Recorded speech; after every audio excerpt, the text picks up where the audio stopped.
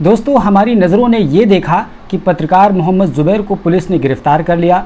वहीं दूसरी तरफ जी न्यूज़ के एंकर रोहित रंजन तक पुलिस के हाथ नहीं पहुंच पाए।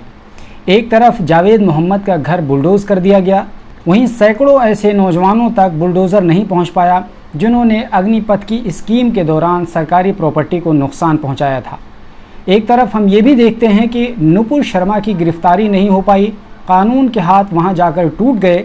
दूसरी तरफ हम ये भी देखते हैं कि संभल के एक व्यक्ति जिनका नाम तालिब हुसैन है, उनको सिर्फ इसलिए पुलिस ने गिरफ्तार कर लिया क्योंकि उन पर यह आरोप है कि वो ऐसे अखबार में चिकन लपेटकर बेच रहे थे जिस पर देवी देवताओं की तस्वीर छपी हुई थी। यानी उत्तर प्रदेश की पुलिस ने तालिब हुसैन को इसलिए गिरफ्तार कर लिया क्योंकि तालिब हुसैन पर धार्मिक भावनाओं को भड़काने का आरोप है।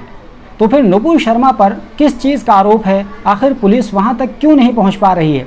तो इस तरीके से हम साफ साफ समझ सकते हैं कि यहाँ इंसाफ दो आँखों से हो रहा है, एक आँख बंद करके दूसरी आँख खोल करके। यहाँ इंसाफ का पैमाना धर्म के नाम पर, जाति के नाम पर, रसूख के नाम पर बदल जाता है। अगर आप ज़ुबैर हैं तो गिरफ्तार हो जाएंगे, रोहित रंजन हैं तो फ्री रहेंगे। दिनेश, अभय, विक्रम, आदित्य जैसे सैकड़ों नौजवानों जिन्होंने सरकारी संपत्ति का नुकसान पहुँचाया, जलाया, तोड़फोड़ की, उनके खिलाफ कोई भी कार्रवाई नहीं होगी। लेकिन दूसरी तरफ जावेद मोहम्मद का घर घंटों में बिल्डोज कर दिया जाएगा, करोड़ों का मकान ज़मींदोज़ कर दिया जाएगा। ये है इस देश की हकीकत और ये सच्चाई है, इससे मुंह नहीं मोड़ा जा सकता। इसी तरीके से नुपुर शर्मा को दूर रखा जाएगा, बचाया जाएगा, पुलिस द्वारा उसको संरक्षण दिया जाएगा। वहीं दूसरी तरफ तालिब हुसैन को गिरफ्तार कर लिया जाएगा। हमारे इस देश में बेईमानी और नाइंसाफ़ी का नंगा नाच खेला जाता है, देखा जाता है, दिखाया जाता है। लेकिन जब हमारे प्रधानमंत्री दुबई और गल्फ़ कंट्रीज़ में जाते हैं तो वहाँ आपने देखा होगा किस तरीके से वायरल वीडियो हुआ था जिसमें दुबई के शेख मोहम्मद ज़ायद बिन नहयान किस तरीके से उनको झुक कर सलाम कर रहे हैं।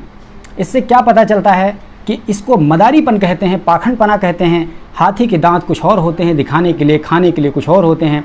यानी यहाँ पर प्रधानमंत्री रहते हैं तो एक शब्द नहीं बोलते हैं, जबकि उन्हीं का कथन है सबका साथ, सबका विकास, सबका विश्वास।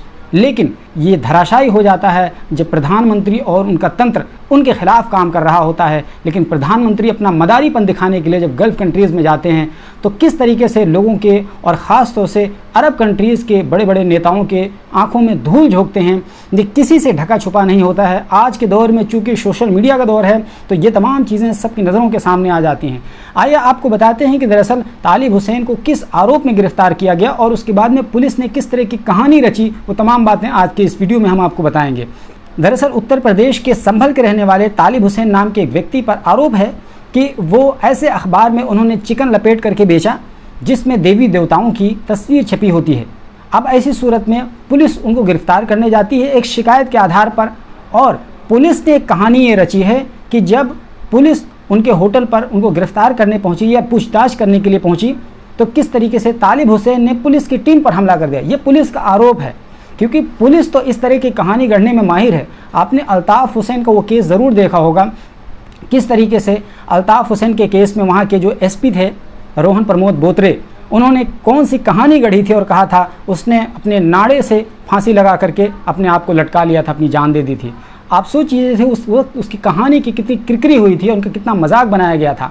इसी तरीके से पुलिस जब भी कोई कार्य करती है इस तरह का तो अपने इस काम के पीछे कई तरह की लूपोल छोड़ जाती है जिससे साफ पता चलता है कि पुलिस द्वारा ये पूरी कहानी रची और गढ़ी गई है। बहरहाल संभल पुलिस द्वारा ये पूरी कहानी न केवल ट्विटर हैंडल पर शेयर की गई बल्कि संभल के जो एसपी हैं उन्होंने बाज़ाब्ता इस सिलसिले में बयान दिया और रोहन प्रमोद बोत्रे ही जैसा उन्होंने कहानी भी गढ़ी है। और नुपुर शर्मा की तरीके से तालिब हुसैन पर इल्ज़ाम है कि उन्होंने धार्मिक भावनाओं को आहत किया है। थाना संभल कोतवाली के अंतर्गत 3 जुलाई के दिन यह घटना प्रकाश में आई कि एक व्यक्ति जिसका नाम तालिब है एक नॉनवेज का रेस्टोरेंट चलाता है। इसके द्वारा हिंदू देवी देवताओं के चित्र वाले अखबार के टुकड़ों में भरकर मांस बेचा जा रहा है। इस बात की जानकारी होने पर पुलिस तत्काल मौके पर पहुंची।